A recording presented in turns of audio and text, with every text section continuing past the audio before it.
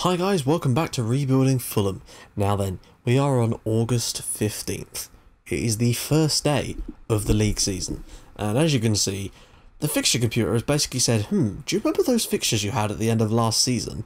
Well, we liked you playing those so much that we're going to give you the exact same ones again in your first 3 games of this season. You like having a break, don't you? Well, no, you're not going to get one, because we have Chelsea, Arsenal and Man United in our first 3 league games. 2 of which are at home, just as they were last time, although Arsenal and Chelsea fixtures are reversed. And we also have Port Vale in the League Cup, so hopefully we can get something from the Port Vale game, because we're going to be needing to get through to the next round of that.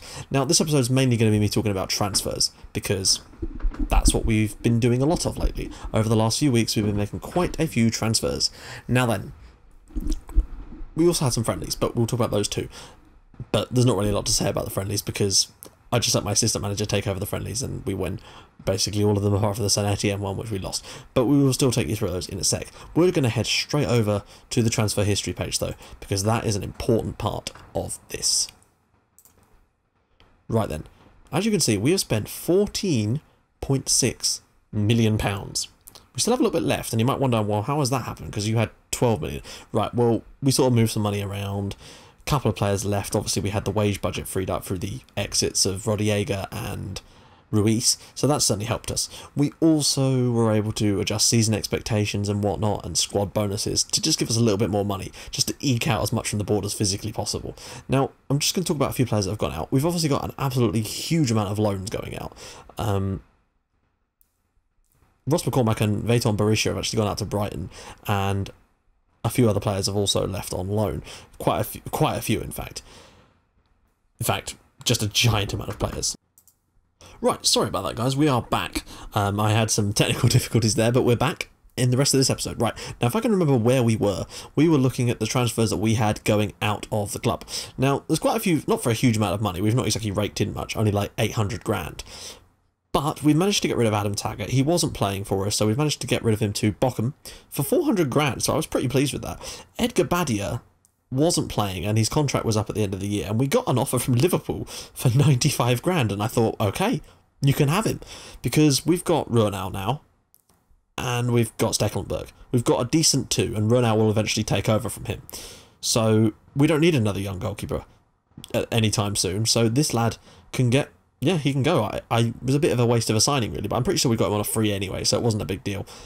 James Keatings, after a failed season here, which he didn't even get in the squad because there wasn't enough room for him, has left to go to Birmingham for 90k. I originally had lined him up to go to Blackpool, but he refused that one.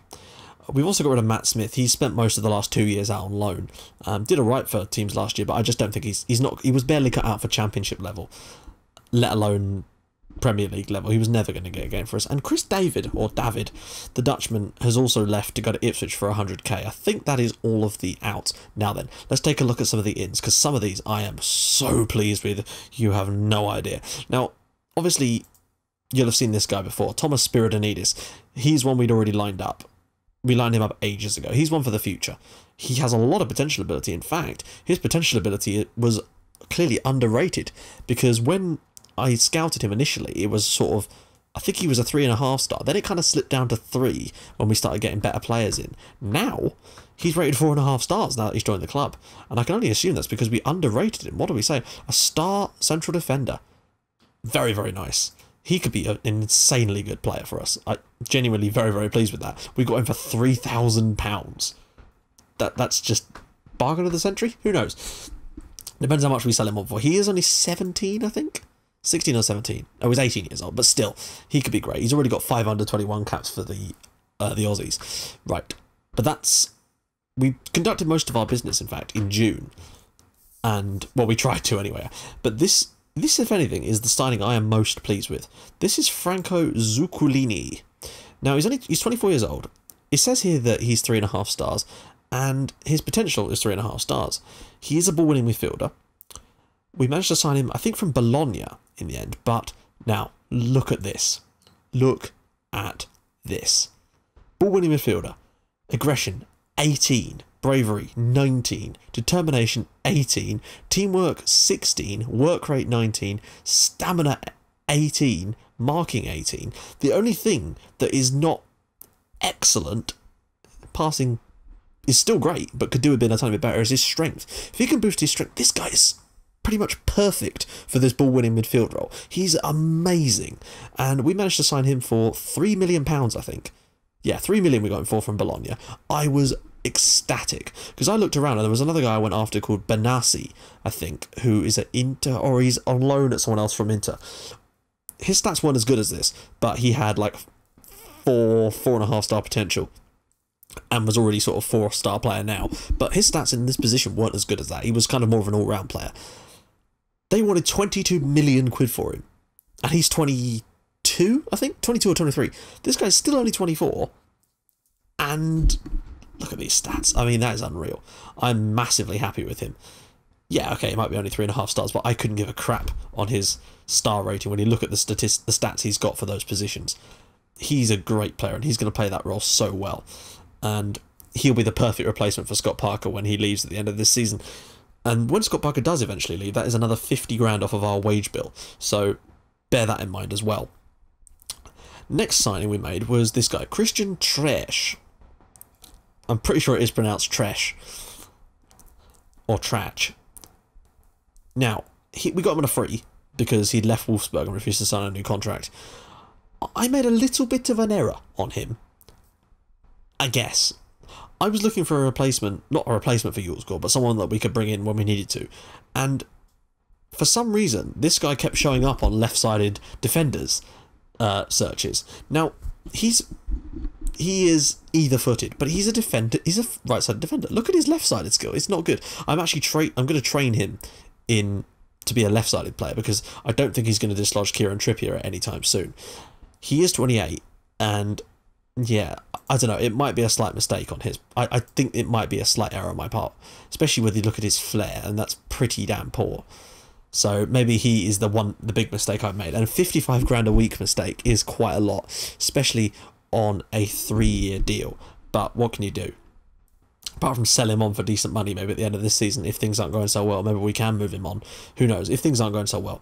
But it'll be useful just in case Kieran Trippier does get injured. And he does have the ability, although not that well, to play in quite a few positions. He can play slightly forward, he can play defensive midfield if needed. He can even play in the centre of midfield. He can even play at centre-back, but relatively poorly. There's no reason why we'd ever need to play him there. This is the area. I want to try and make sure that he can play both wings, because he is two-footed, and that is one of the bonuses we do have. So hopefully we can get the best out of him, who knows. Now, this is a weird one. I don't even know how this happened, right? Have you guys ever had this before? I don't have a director of football, and I handle all the signings and handle all of that. I was just clicking through, and all of a sudden it said, do you want to complete the signing of Ian Foster? And I thought, who the fuck is Ian Foster? Went on through his thing, and it was like 17-year-old from Northampton. And I thought, well, okay, fine, we'll sign him, because look at this potential. But then, as the thing went through, I realised that we'd paid £1 million. I didn't set up this transfer. I don't even know how that happened. Has that ever happened to you? Because I don't have a director of football, and my chairman certainly isn't doing stuff like that. So I don't know how we ended up signing him, but we did, and it cost us £1 million. So unless he turns out to be excellent, which he could well do, then that could be a bit of a poor piece of business. But he is only 17, has plenty of time to improve. And we have, in fact, I believe, already sent him out on loan. Let's just see. I'm fairly certain he's already gone out on loan. Yeah, he's gone out on loan to Rotherham. So that's good. Now, we finally did manage to sign ourselves a striker, and this was where the things really did start to hot up, because I just decided that we need to get some players in. Now, we signed this guy. I can't exactly know how to pronounce his surname, so we're just going to go with Paco Alcacer? Alcacer, perhaps? Paco Rabanne. We'll call him Paco Rabanne. Mr. Rabanne here isn't... I mean, he's still a decent striker at the moment. He's got 16 finishing, which is good to see.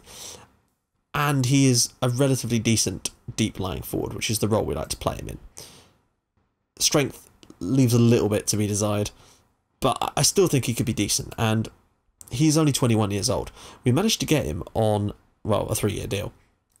Not too bad on money, 18,500 a week. It isn't too bad. I did a lot of research, and I did look into players like Abubakar, but Porto wanted 8 million, and he would have been on a lot more wages because he was slightly older.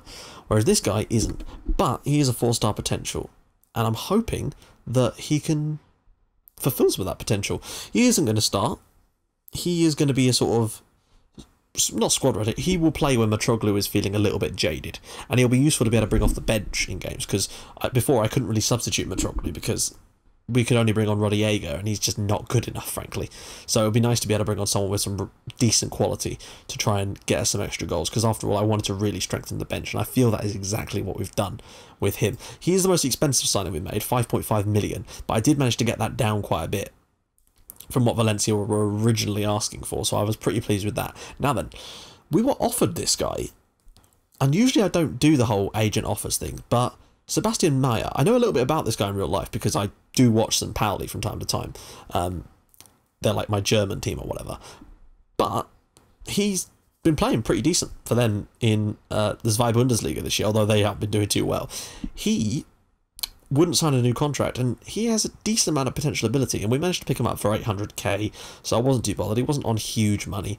He is capable of playing all across these positions, though, and that is kind of why I was interested. He's mostly strong in this area, but I feel that we could train him as a winger, and what's his... yeah, he's not great, but I think he could be a useful player for us, just to play, just for squad depth anyway. He could certainly make the bench and be quite useful for us. I mean, maybe we could sell him on for more money next year, who knows.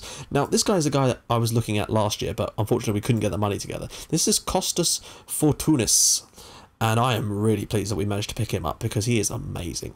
And I don't know how we got him. We got him cheaper than I'd expected. 4.2 million is the price we paid for him. And it's strange because midway through last season I was looking at signing him, and we couldn't get near that amount of money. I think Olympiacos wanted 8 million quid for him initially, and I had no desires to pay that amount of money. We also, I don't think we're paying... I mean, yeah, 30,000 a week.